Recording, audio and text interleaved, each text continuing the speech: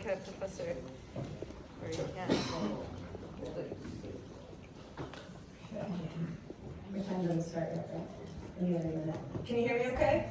Yes. Okay. My name is Sarah Trice, and I was born September 10th, 1981 as Sarah Little Jane Husband. So husband was my maiden name. Little joke there. But these are my parents. The fox in the middle is my lovely mother. My parents got married when my mother was 17. The story goes my father drove up from Arizona and worked on my grandparents' farm and met their beautiful young daughter. And they got married and moved to Arizona, where I was born. I started playing the violin quite young, on and off. I picked it up again later, and actually that picture of tape is like everybody's favorite picture of me in the family. I'm not sure why. I did have a sister. Her name is Dawn. She's 4 years older than I was, and we spent a lot of time together growing up, especially because my mother was a piano teacher, and so we had to be very quiet in our room all the afternoons as the kids were out of school so that she could teach piano. So my parents were actually both quite entrepreneurial. My father had his own business doing floor covering, so he and a crew did carpet, tile, and hardwood, and as I said, my mother had her own little piano studio. So I grew up in an entrepreneurial family of people who used their hands in order to get their work done, which they were always both very proud of. At the age of 4, my parents divorced, and my father moved to Flagstaff, Arizona, which is a very beautiful and mountainous place in Arizona. And he moved actually 40 miles outside of town and bought a ranch, and he was completely off the grid, so he had no electricity, no running water, and he was really trying to be quite a cowboy. He married my nanny, and the nanny we had in Arizona, and they had a little boy, and so that's my half-brother, Jesse. And he and I used to spend summers together because I would travel to see my father for the summer. And so he and I became actually very, very close growing up, and we would spend many hours in the blistering hot sun out there. That's actually a volcano. He lived in Sunset Crater National Park, and this was a volcano near his home. Also, this picture of me and my dad, this was very characteristic of my father holding a beer, drinking a beer and holding a cigarette. So I don't think I've ever seen my father not with those things in his hands past about 3 o'clock, 5 o'clock every single day of his life, which obviously will play into his story a little bit later. So when they divorced, my mother also remarried, and her husband liked to travel a lot. So he liked to move a lot actually. So we lived in places like Colorado and Montana, and I went to a different school for every single grade of elementary school, which was actually quite a challenge. You can imagine not only moving from school to school, but moving state to state. Everyone has very different things that they focus on in their curriculum. So my education was very disjointed, I would say, growing up, and I was always playing catch up as a student. However, I really did like to move to new places. I lived in gorgeous locations. The one where we're skiing is at the top of a mountain in Whitefish, Montana. It was absolutely gorgeous. We had to live right at a ski resort and go cross-country skiing, and my mom used to have to travel walk up with a gun for grizzly bears. So it was quite a fun place to live. And I also enjoyed being able to kind of reinvent myself every year. It was a very fresh start. So I would meet really cool people at the school I had gone to before, and I would kind of see some of their behaviors or cool things, and I would kind of borrow some of that stuff and take it with me as I went along and to meet new people. And it also made me very social, which those of you who don't know me very well, I'm kind of social. So then we moved again, and at this point, actually, my sister decided to go live with my father up in Arizona. And so at this point, I basically became an only child. And this is where I really started to focus on my violin. I spent many, many hours practicing the violin every day. I belonged to some very awesome music groups, and this is a very good friend of mine. We would play quite a bit together. So I really grew as a musician while we were in Utah. Utah's a great place of education. They really do foster music, and so it's a really wonderful place to be. My teacher always used to tell me that I should only practice on the days that I eat, and so I kept that up quite a bit. I also did figure skating when I was there. I had done this a bit when I was growing up because we lived in very beautiful places where it was always cold and you could go do an outdoor rink, but this is when I started doing some competing. I didn't do this for very long. I didn't like to fall, and I was very afraid of breaking something, so I was a little timid when I started getting into some of the bigger jumps, and I just decided to be a hockey skater after that. So my mother had quite a tough time raising me. She did divorce again after leaving Utah. And so she was now a single mother, and she went back to Arizona. And so I started spending a lot of time with my grandparents. So they have a farm in rural Wisconsin. They have 200 acres, apple orchard, cows, ATVs, millions of barn cats that my grandfather loved, actually. And so I spent many summers here in a very beautiful part of Wisconsin where all the neighbors were Amish, and I really got to see kind of the beauty of being in the middle of the country and also seeing what a very simple life could be like. Only 300 people in the big city downtown. And so I really enjoyed those times there. And my uncle built a cabin up at the top of the ridge, and it has become a place where we continue to go as a family year after year after year. It's where everyone always comes home. This is a picture of all my cousins and uncles. So it's a very special place for all of us, and I was just there recently, actually. When I entered high school, I was the concert master of the orchestra, which means I got to sit as first chair and tune the orchestra and lead the orchestra. It was quite an honor for me. About halfway into my sophomore year, I called my dad, and actually his wife answered the phone and said, "Oh, your father's fine, don't worry." And I started to panic, of course. And she said, we were packing to go camping, and the safety on the gun was off, and I accidentally shot your dad. He's in the hospital. So immediately, like, super panic, right? Well, that's not the real story. She actually was standing probably as close as I am to Aaron, and shot him pretty much point blank with my brother sitting next to him, again, at their house, 40 miles out in the middle of nowhere. Actually, the fact that my father was smoking a cigarette saved his life, because the bullet actually went into his arm instead of into his chest, and then into his leg. He started to bleed out pretty quickly, and my little brother begged his mother to save his father's life, and she finally succumbed to his whims, and they started to drive the 40 miles into town. They got self-service about halfway through, called 911, and the ambulance met them, and they did save my father's life. However, this was fairly traumatic for me. I mean, given my dad's lifestyle, I didn't really think my dad was going to live much longer, especially if these kinds of situations are going to occur. She did go to jail, thankfully.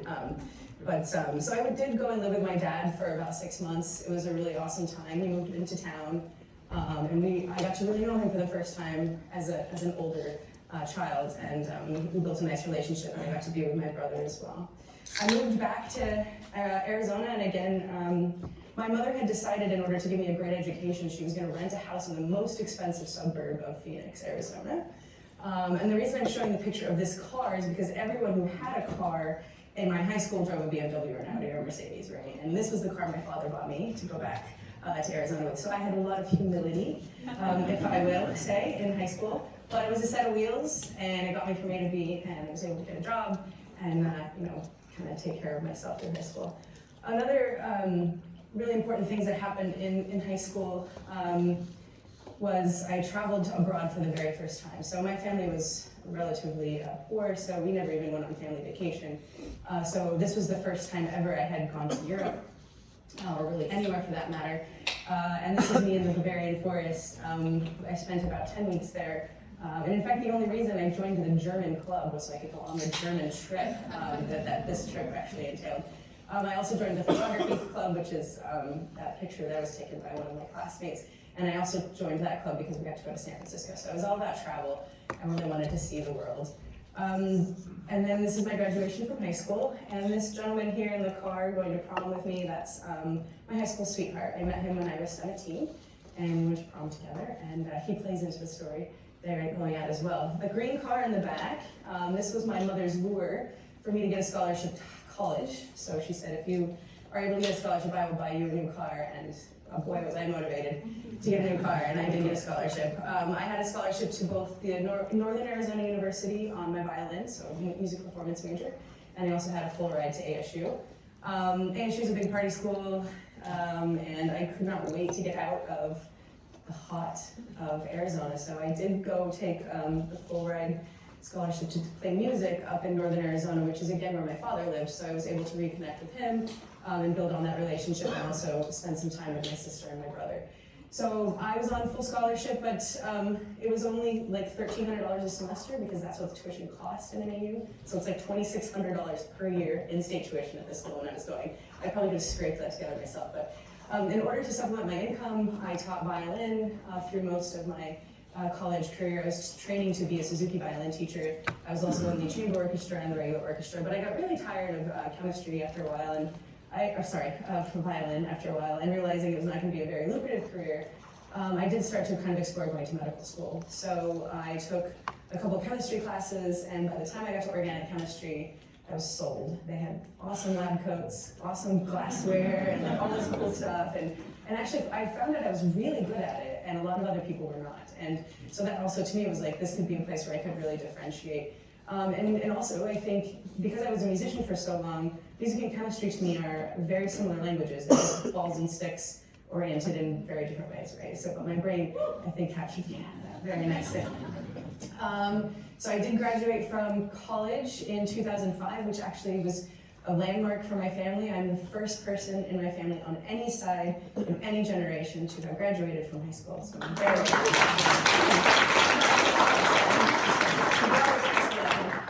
from college, so that's actually really exciting for me. And I did a summer internship at the National Institutes of Health, which is where I really became really good with my hands and also got me kind of my next job. So right after graduation, I got married to Jordan, my high school sweetheart, at the age of 23. This is one of my favorite pictures from our wedding at the top of the San Francisco Peaks. We decided to get married outside, which is very brave. It actually not only rained on my wedding, it hailed, but it did stop long enough just for the ceremony. So it was a very beautiful day, actually, and made for good lighting, actually, for pictures. So right after we got married, I tend to do things like in very stressful groupings of things, like graduate, get married, get a job, move, buy a house. I did all those things within about the course of a month. We packed up and moved to Philadelphia, Pennsylvania, bought quintessential brick picket fence little house, and I started working at Merck & Co. This was a really exciting job for me because I got to work on HIV, which is actually one of the real reasons I became an organic chemist. And I used to wake up every morning and couldn't wait to get out of bed and rush to the lab to check on my chemistry, because I actually felt like I was doing something to change the world. And I think that's really a unique feeling, and I haven't had it ever again. I tried to find it, but it hasn't happened yet. Sorry, I lost my train of thought. Yeah, I loved it so much. People used to make fun of me, when I would go on vacation, that they found the cure for AIDS while I was gone. So it was devastating to me. So I was going to do that. One of my molecules actually did make it into phase 1, which was really exciting, and to watch that. This picture here is of me actually in graduate school. So I did go off through a Merck doctoral program and did get my PhD. In organic chemistry, so this is me hanging out in my lab. I stood in that position probably 12 hours a day, 6 days a week. Became very, very good at organic chemistry there as well. So while I was in graduate school, 2 really, I would say, personal and impactful things happened to me.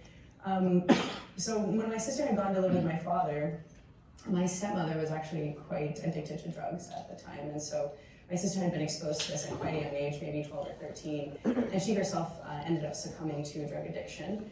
She had a little girl while I was in graduate school, but because she was so unable to take care of her daughter, my mother actually has adopted her and took care of her ever since, and I actually have not seen my sister in 10 years. It was a very unfortunate part of my life, unfortunately. The other thing that happened was I was always waiting for my dad to die, and when I was in graduate school, and unfortunately when Jordan came to the lab one day to give me some really sad news, and he told me to come outside, sit down, something to tell you, I said, I know what this is going to be about, but unfortunately it was that my brother had passed away, and they had found him in his bed, and he'd been there for several days until they found him, and they don't really know why he died. They thought maybe it was something to do with his thyroid, because he was actually born a child of drug addiction, and so they thought maybe that had caused him that, and his heart wasn't able to take it. I think the saddest thing about this was my brother actually lived in a fairly abusive environment with my stepmother and my father out in the middle of nowhere, and he had finally gotten free and had his own place he had a job, he was really living his life, and then it was taken away from him so quickly. So this to me was something that really shook me and made me wonder if I was actually living my most authentic life. And in fact, upon great reflection, I realized that I was not. And I left my husband and moved out of my suburban house and decided to live a new life. I moved into the city of Philadelphia. I got my own apartment and I started rowing with the Wharton crew. I also went to Wharton and did a business certificate. I realized then and there that the MBAs have way more fun than PhDs. And so I decided to try to get an MBA someday later in life. I had a terrible bike accident and I didn't know it at the time, but I had actually broken my hip. And I was walking around for weeks, if not months, with quite a severe injury. Apparently I have a very high threshold for pain. So long story short, went to the hospital. Not only did I have a full fracture in my femoral neck, but I had a severe blood clot. So I was admitted into emergency surgery, and that's not my x-ray, but it looks very close to that, into giant screws in my right hip. And I had to graduate with my PhD in a wheelchair, which to me was devastating because I worked so damn long for that thing, only to not be able to actually walk across the stage. But that's okay, I still got my degree. I entered then a great period of travel, and year to date I've been to 34 countries. I started kind of in Vietnam and Cambodia and have since been all around the world. I missed a little part of the story, so when I was down and out, 6 months in the wheelchair, Jordan came back into my life and took care of me, and so we did fall back in love with each other. We did start traveling a lot with each other. And we started, having great jobs and spending lots of money, having fun and traveling, eating out. So, what happens when you start doing that all the time? You have a kid. There's just nothing better to do.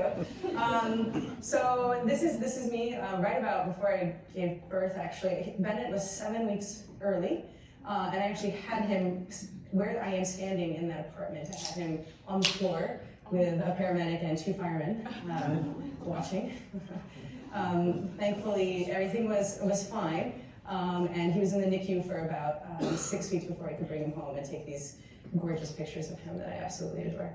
And then we moved to Milwaukee, because why not? Let's uproot everything we have. Because I wanted to move from the science to the business side, so I found a great job in Milwaukee, and my grandmother lived not too far away, so it was actually a really cool place to go. While I was there, my father passed away. In May of 2015, and that was a rough day. I think the hardest thing was that his wife wouldn't have a funeral for him, and so I never got to say goodbye to him. But I was very happy that I'd had such an opportunity throughout my life to spend really good time with him, and I did that very purposefully, so I was very proud.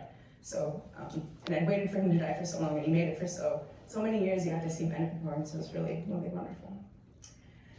Then next, I moved to Boston, and a lot has happened since I've been here, as you know. Okay, I'm going to MIT, which is a great dream of mine to be able to get an MBA finally. I'm rowing with MIT crew, and which is amazing to get up at 5 in the morning and be on the river and just kind of see the world wake up. And I got promoted to a very big position this year. I'm managing director of a software development group for chemistry, something I've never done before. But I manage 30 people globally, and it's an amazing experience. And I just feel so lucky to have all the experience that I've had in my life and to have known all of you. And just a quick wrap up of my life in 2020. I have left my husband again for the second time. I got my own apartment downtown. And it's really, me and Bennett, whenever I have time to be with him. I travel a lot, but every second I'm able to spend with him, I'm with him. And we recently just went on a trip. So what I'm really trying to do now in my new life is to really be the best mom that I can be. He comes first, but also to be the best daughter that I can be for my family. And then I try to make sure that he gets to spend time with his niece because they are both only children. They're going to grow up in this world, together. So this is a recent cruise we went on, and my son had to go to every single picture thing every single night. It was adorable, and so these are some of the best ones. And my grandmother's still alive. I actually kind of skipped over a little bit about her. She was my mentor growing up. She was the one that taught me the love of learning. When I used to ask her a question, she would say, "Let's go look it up." And so it was always about just learning and learning. And so she's still alive. I love to go see her, and I call her every Friday at 8 when I can. So I'm gonna wrap up here just by thanking all of you. Each one of you has impacted me in such a unique way, and I actually have way more slides. For those of you who don't know, my PowerPoint crashed on Thursday night at 11:15 p.m. and I had to redo this entire thing last night. So, excuse me. So not all of you were up there as I had hoped, but these are some of the highlights of my year. And since you've all given me such a gift, I have a quick little gift for you.